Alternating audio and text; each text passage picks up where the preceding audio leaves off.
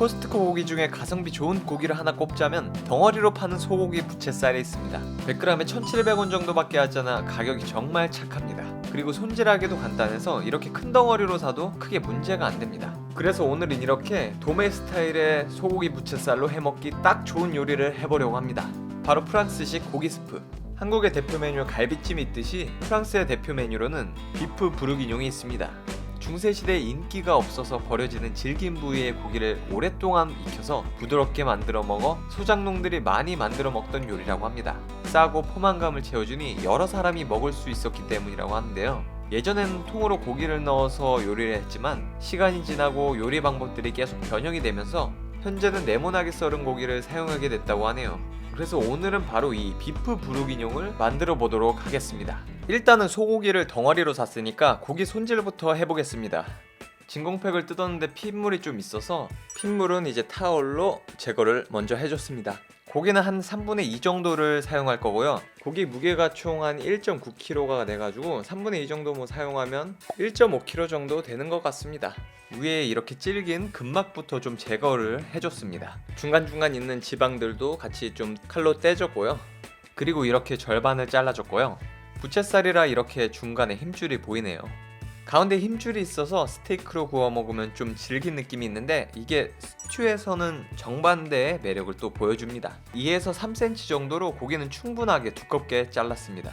고기를 몇 시간 동안 끓일 예정이어서 이렇게 두껍게 잘랐어요. 이게 계속 끓이다 보면 고기가 많이 줄어들어 가지고 생각한 것보다 훨씬 두껍게 썰어주는 게 좋더라고요. 자, 이렇게 소고기의 크기는 이 정도로 전부 손질을 했습니다. 거의 손바닥에 딱 들어맞는 사이즈네요. 큽니다. 다음으로 이제 고기를 몇 시간 동안 와인에 절여줄 건데요. 일단 간마늘 한 숟가락 넣었습니다. 생마늘을 넣어도 되는데 집에 생마늘이 없어서 저는 그냥 간마늘을 넣었어요. 그리고 파슬리를 조금 넣어줬고요. 월계수잎 몇 장을 또 넣었습니다. 월계수는 이제 고기 잡내를 제거해주기 좋거든요. 와인은 마트에서 10,000원 정도 가격으로 저렴한 레드와인을 썼고요. 전통적인 프랑스 방식의 비프 부르기뇽은 부르고뉴라는 지역에서 나온 와인을 가지고 만든다고 하는데요. 진짜로 참된 비프 부르기뇽을 맛보고 싶다면 부르고뉴산 와인을 넣으라고 합니다. 그런데 저는 그냥 10,000원짜리 레드와인을 썼습니다. 자, 이렇게 레드와인을 소고기가 잠길 정도로 부어줬습니다. 거의 반병 정도 넣은 것 같아요. 와인에는 산성이 있어서 고기를 또 부드럽게 해준다고 합니다. 비주얼이 무슨 선짓국 같이 생겼네요. 이렇게 와인을 넣은 고기를 냉장고에 한 3시간 정도 숙성시켜줬습니다. 자, 이제 3시간 뒤에 냉장고에서 이렇게 고기를 꺼내왔고요. 딱 3시간 지났는데 와인 색상이 엄청 탁해졌습니다. 아마 소고기에서 핏물이 나와서 그런 것 같습니다. 이제 고기를 한 덩어리씩 건져줬고요. 좀 더 고기가 말랑말랑해진 것 같기도 하네요. 이렇게 붉은 와인색이 잘 배었습니다. 그리고 키친타올로 물기를 꼼꼼히 좀 제거해줬어요. 다음으로 밀가루를 고기에 좀 뿌려주도록 하겠습니다. 밀가루로 고기를 좀 더 건조하게 만들어서 제대로 노릇노릇하게 구워주려고 합니다. 팁을 드리자면 밀가루에 묻혀줄 때 너무 세게 비비면 밀가루가 반죽을 형성할 수 있기 때문에 좀 살살 묻혀주는 게 좋더라고요. 이렇게 밀가루까지 고기에 꼼꼼히 묻혀줬고요. 소고기를 이제 굽기 전에 베이컨 기름에다 구워줄 생각이어서 베이컨을 또 일단 이렇게 얇게 썰었습니다. 베이컨에 훈연향이 있어서 음식에 또 풍미를 한껏 높여줄 수 있거든요. 이제 달궈진 팬에 베이컨을 넣어줬습니다. 비프 부르기뇽 할 때는 코팅 냄비는 사용하지 마시고 이렇게 밑에가 잘 타는 냄비를 사용하면 좋아요. 보통 스튜를 끓일 때 무쇠 냄비를 많이 사용하는데 저는 집에 없어서 그냥 널쩍한 스테인리스 궁중팬을 사용했습니다. 이렇게 스테인리스를 사용하면 밑에 이렇게 갈색으로 눌러붙기 시작하거든요. 이렇게 또 맛의 원천인 마이야르 반응을 일으킬 수 있습니다. 마이야르 반응은 화학적으로 아미노산과 당이 작용해서 갈변 물질을 만드는 반응이라고 하는데요. 식재료를 익혔을 때 노릇노릇하게 갈색으로 변하면서 맛있어지는 이유도 이 마이야르 반응 때문이라고 합니다. 고깃집 앞 지나갈 때 나는 맛있는 냄새랑 구운 고기를 딱 먹었을 때 느껴지는 풍미도 마이야르 반응 때문이라고 하네요. 자, 이렇게 베이컨을 구워준 다음에 그릇에 따로 빼줬습니다. 기름이 생각보다 많이 나와서 저는 기름을 좀 살짝 제거해줬어요. 뭔가 이걸 다 먹기에는 좀 제 혈관에 죄책감이 들더라고요. 자, 이제 아까 준비해줬던 메인인 소고기를 좀 구워주겠습니다.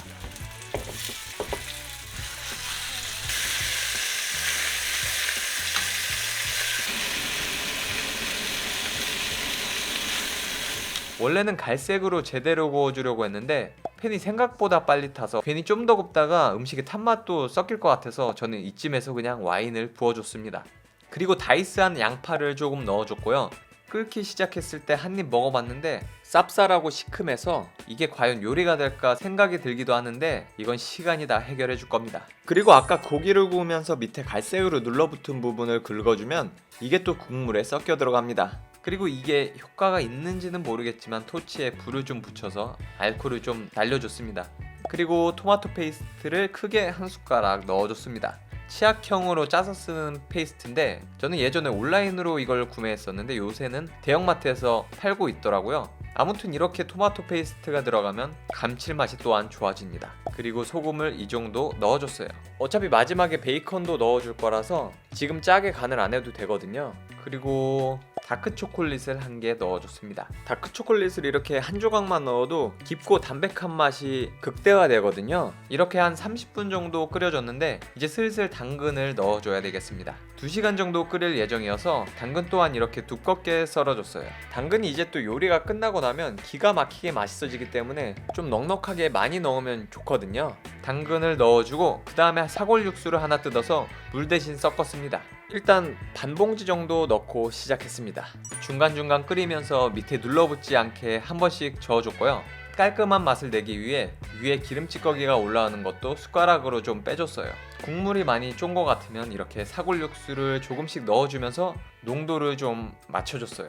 그리고 타임을 아까 와인이랑 절여 놓을 때 넣었으면 좋은데 까먹어가지고 지금 타임을 한 이 정도 넣어줬습니다. 이렇게 30분 정도 센 불에 끓였고 30분 정도는 또 중불에 끓였습니다. 그 다음에 뚜껑을 닫고 이제 약한 불에 계속 끓일 예정입니다. 뚜껑을 이렇게 닫아줘도 스테인리스 팬은 밑에가 좀 눌러붙을 수가 있으니까 중간중간 한 번씩 저어주는 것도 까먹지 않고 해줬습니다. 국물 농도가 걸쭉하게 한 이 정도로 나오면 딱 좋다고 생각하거든요. 이렇게 총 2시간 반 정도를 끓여줬는데 이제 불을 끄고 뚜껑 닫고 레스팅을 해줬습니다. 점심쯤에 재료 손질부터 시작해서 요리를 시작했는데 요리가 거의 끝나갈 때쯤 되니까 벌써 해가 저물어 가네요.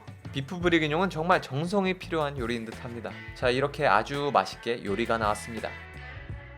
아까 그렇게 크게 썰었던 고기가 이렇게 쪼그라들었습니다. 이렇게 보니까 좀 더 굵게 썰었어도 됐을 것 같은데요? 이렇게 고기에 나온 육즙과 당근의 과즙이 국물에 스며들어 이 국물 맛이 진짜 최고입니다. 최고. 그리고 이제 월계수잎은 필요 없으니 건져주도록 하겠습니다. 이제 마지막으로 살짝 익힌 양파와 양송이버섯 그리고 아까 만들어 놓은 베이컨을 섞어주면 요리는 끝입니다. 그래서 일단 야채부터 손질했습니다. 오리지널 비프 브르기뇽은 샬롯을 넣지만 저는 집에 싸게 나고 있는 양파가 있었기 때문에 그냥 일반 양파를 넣었고요. 우선 양파는 이렇게 적당한 크기로 잘라줬고요. 그리고 양송이버섯은 4등분으로 잘랐습니다. 근데 어차피 양송이버섯은 익히면 수분이 좀 많이 날아가서 2등분으로 해도 좋을 것 같아요. 씹는 맛도 있고.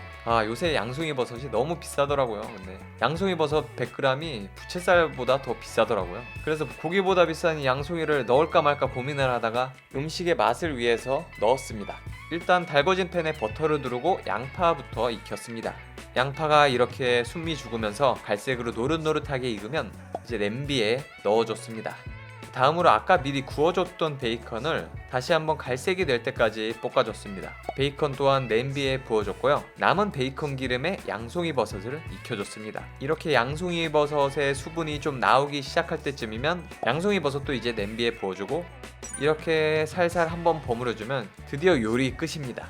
정말 길었네요. 이 요리하는데 거의 6시간을 사용한 것 같습니다. 하루 종일 했네요. 하루 종일. 뭐 어쨌든 간에 요리는 잘 나왔네요. 몇 시간 동안 끓였어도 당근을 굵게 썰어서 뭉개지지도 않고 모양이 딱 보존돼 있고요. 소고기도 쉽게 부서지지 않고 적당히 탄탄함이 있습니다. 만약 좀 더 부드럽게 드시고 싶다면 1시간 정도 더 끓여주면 좋을 것 같고요. 저는 부서지는 고기보다는 어느 정도 씹는 맛을 조금 살리기 위해 2시간 반 정도만 끓였습니다.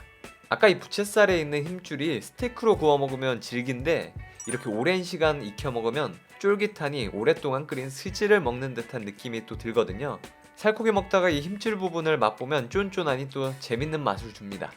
그리고 제 생각에는 비프 브르기뇽은 당근을 제일 맛있게 먹을 수 있는 요리인 것 같아요. 제가 원래 당근을 별로 안 좋아해서 생당근도 안 먹고 익힌 당근도 잘 안 먹는데 지금 이 당근은 고기의 육즙과 온갖 야채의 물이 스며들어서 감칠맛 덩어리입니다. 정말 맛있어요. 당근을 좀 더 많이 넣었어도 좋았을 것 같아요. 이게 맛이 신기한 게 요리하면서 딱히 조미료가 들어가진 않았지만 천연 MSG 맛을 아주 극한으로 끌어올리는 음식인 것 같아요. 또 오랫동안 끓인 이 소스에 빵을 찍어 먹어도 정말 맛있습니다. 소스가 완전 감칠맛의 농축액입니다.